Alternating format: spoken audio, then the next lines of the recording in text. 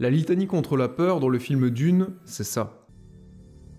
Je ne connaîtrai pas la peur, car la peur tue l'esprit. La peur est la petite mort qui conduit à l'oblitération totale. J'affronterai ma peur. Je lui permettrai de passer sur moi, au travers de moi.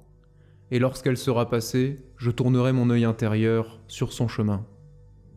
Et là où elle sera passée, il n'y aura plus rien. Rien que moi.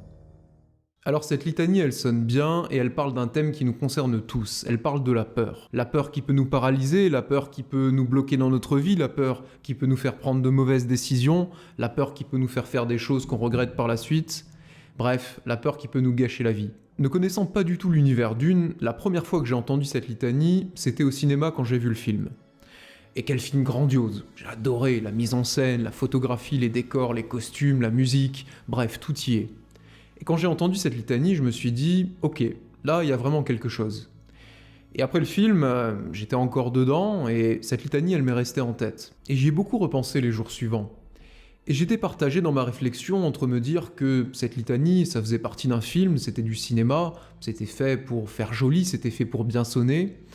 Et de l'autre côté, elle appelait quand même certaines choses en moi, et je me disais, il y a vraiment matière à réflexion. Et c'est ce que je vous propose dans cette vidéo. C'est qu'ensemble on se serve de cette litanie pour essayer de réfléchir à cette notion de peur, à la manière dont on y réagit, et qu'on voit ensemble au final si c'est juste du bullshit de cinéma ou si c'est une vraie sagesse, un vrai mantra à utiliser. Mais avant de commencer, je voulais vous dire que ça me fait plaisir de vous retrouver. Ça fait plusieurs mois que j'avais pas posté de vidéo sur cette chaîne parce que j'étais pris par d'autres projets personnels, mais là j'ai vraiment eu envie à travers cette réflexion de vous retrouver, de faire revivre cette chaîne. Et ça, ça fait vraiment plaisir. Alors la première chose importante dans cette litanie, c'est que la traduction est fausse. Dans la version originale, la première phrase c'est « I must not fear » et qu'on traduit bien en français par « je ne dois pas avoir peur » et pas « je ne connaîtrai pas la peur ». Et ça c'est une nuance très importante parce que qui n'a jamais connu la peur ? C'est impossible. Vous, moi, n'importe quel animal a déjà connu la peur. Et heureusement. Heureusement, parce que si vous avez un grizzly ou si vous avez un boa constrictor qui vous fonce dessus et que vous n'avez pas peur, vos chances de survie sont quand même assez minces. Donc la peur, c'est une émotion qui est utile. C'est une émotion qui, depuis la préhistoire, nous a permis de survivre. Et qui a d'ailleurs sélectionné, au fur et à mesure de l'évolution, les personnes qui étaient les plus à même de la ressentir. Donc je ne connaîtrai pas la peur, déjà ça part mal. Parce que ça sous-entend que à chaque fois qu'on la connaît, à chaque fois qu'on la ressent, on est quelque part coupable de quelque chose. Si on se sert de ce mantra pour se guider, si on essaye de s'y conformer, à chaque fois qu'on va ressentir de la peur, on va se dire « bah non, je devrais pas ressentir, je ne dois pas connaître la peur ».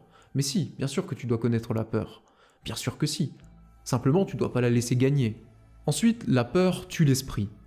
Alors qu'est-ce qui se passe quand on a peur ? Eh bien, si on fait face à un danger immédiat, par exemple une bête sauvage, à ce moment-là, tous nos sens sont mobilisés pour se focus sur l'objet de notre peur. Notre cerveau est complètement concentré sur le danger, le rythme cardiaque s'accélère pour qu'il y ait plus de sang, qui irrigue les muscles, il se prépare à l'action, et à ce moment-là, on est dans une forme d'attente. Une forme d'attente qui dure relativement peu longtemps, mais qui permet au cerveau de décider qu'est-ce qu'il va faire. Et il n'a pas 36 000 choix, c'est soit il fuit, et dans ce cas-là, l'afflux sanguin et les muscles qui sont prêts vont permettre de courir plus vite, soit il attend, il reste stoïque et il ne bouge pas, ce qui peut, contre certaines bêtes sauvages, être utile, ou alors il affronte le danger, et il va se battre. Et là, advienne que pourra. Donc si on fait face à un danger immédiat, à ce moment-là, la peur, elle est vraiment géniale, parce que toutes nos facultés vont nous permettre de faire le meilleur choix pour nous. Par contre, si on a peur de quelque chose qui n'existe pas réellement face à nous, quelque chose qui arriverait dans le futur, une anticipation, quelque chose qui au final n'existe que dans notre tête, à ce moment-là, oui, la peur tue l'esprit. Parce qu'il va la faire se concentrer à nouveau sur l'objet de cette peur, mais cet objet, vu qu'il n'existe pas, on va pas pouvoir y faire face. On va pas pouvoir fuir, on va pas pouvoir résoudre ce problème, on va constamment y être occupé, ça va prendre de plus en plus de place dans notre esprit, sans qu'on puisse le résoudre, et que ça va complètement nous paralyser. Et en ce sens, eh bien oui, ça tue l'esprit, tout simplement parce qu'on ne peut plus réfléchir correctement. Donc dans cette première phrase, on va vraiment préférer la version originale, qui a quand même beaucoup plus de sens. Ensuite, la peur est la petite mort qui conduit à l'oblitération totale.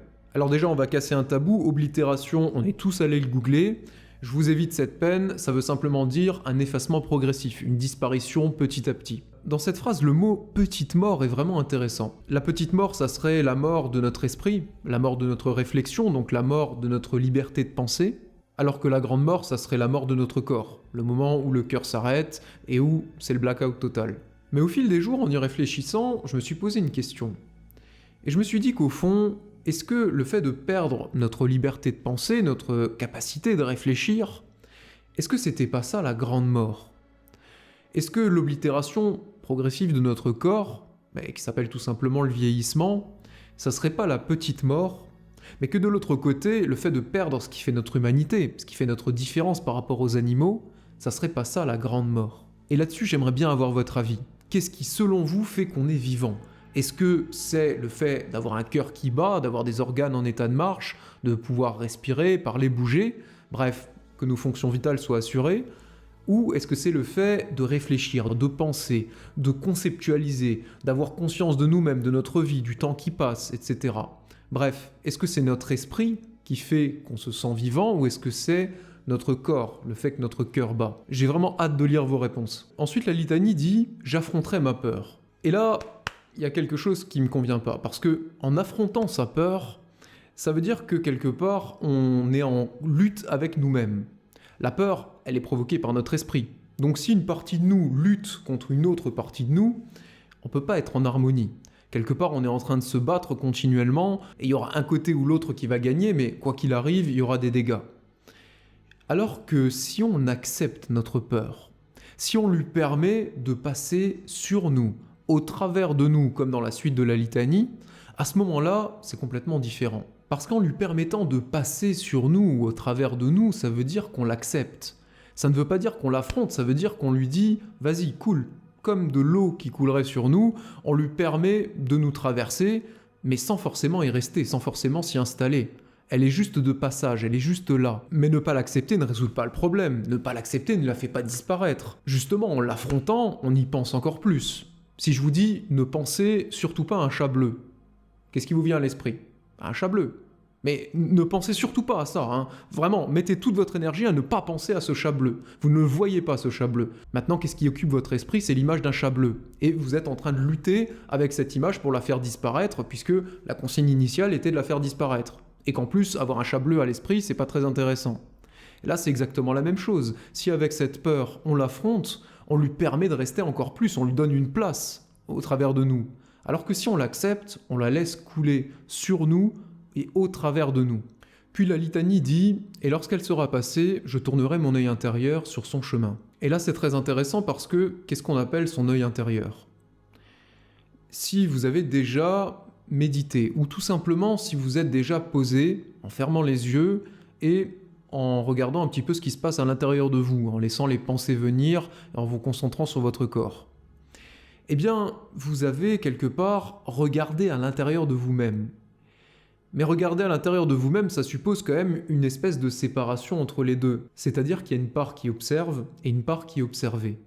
Et la part qui observe, on peut l'appeler l'œil intérieur. Et comme on disait juste avant, si on la laissait passer au travers de nous, sur nous, c'est d'autant plus facile de tourner cet œil intérieur sur son chemin et de voir par où elle est passée. Imaginez un château fort qui est assailli par une armée ennemie. Et cette armée, elle a essayé de passer en dessous des douves, elle a essayé de creuser pour arriver en dessous du château fort, elle a essayé d'attaquer une tour, bref, elle a essayé de passer à différents endroits. Et après la bataille, heureusement, le château fort a réussi à repousser l'ennemi, et il se pose la question, une fois que tout est fini, si on regardait par où l'ennemi a essayé de passer, pour essayer d'en tirer des enseignements, pour essayer de comprendre où sont les points faibles de notre château fort, et où on a besoin de renforcer la sécurité. Et bien là, c'est exactement la même chose. En regardant par où la peur est passée, on peut voir les failles qu'on a à l'intérieur de nous. En tournant notre œil intérieur sur son chemin, on peut l'éclairer. Et ainsi, on peut éclairer nos failles, on peut éclairer les choses par lesquelles la peur a essayé de s'infiltrer en nous, les choses qui font mal, les petits trucs là, qui sont au fond et sur lesquels on n'a pas trop envie d'appuyer d'habitude. Et c'est encore l'étape supérieure par rapport à tout à l'heure, où on disait « je vais pas affronter ma peur, je vais l'accepter ». Et bien là, je l'accepte, mais maintenant je vais m'en servir. parce que c'est une précieuse indication. C'est une précieuse indication de là où on doit travailler, de là où on doit progresser. Et pour ça, bien tout simplement, on peut être reconnaissant, on peut la remercier. La remercier parce qu'elle nous aide, mais aussi la remercier parce qu'elle nous montre une partie du vrai nous, la vraie personne qu'on a à l'intérieur, débarrassée de plein de suggestions, débarrassée du mental, débarrassée de toutes les choses qui l'encombrent. Cette partie de nous à laquelle on n'a pas toujours accès. Eh bien, grâce à la peur, on a pu y avoir accès. On a pu l'éclairer, on a pu voir où on devait travailler, on a pu progresser, on a pu devenir un meilleur être humain, devenir plus fort. Pas seulement plus fort que la peur, mais plus fort dans l'absolu. S'améliorer, progresser. Est-ce que c'est pas ça, au fond, ce qui fait notre humanité ? Et pour faire progresser cette réflexion, pour améliorer cette litanie, je vais vous en proposer ma version. La voici. Je ne dois pas avoir peur, car la peur tue l'esprit. La peur est la mort de mon humanité.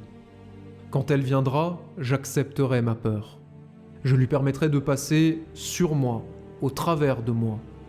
Et lorsqu'elle sera passée, je la remercierai.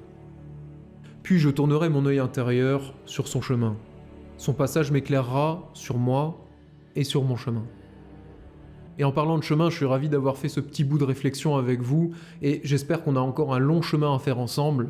Tout dépend de vous. Si vous avez aimé cette vidéo, partagez-la autour de vous, likez-la, commentez-la. Bref, faites revivre cette chaîne. Ça me tient vraiment beaucoup à cœur. C'est avec cœur que j'ai partagé cette réflexion avec vous, c'est avec cœur que j'ai fait cette vidéo et c'est avec cœur que je vous dis à très bientôt.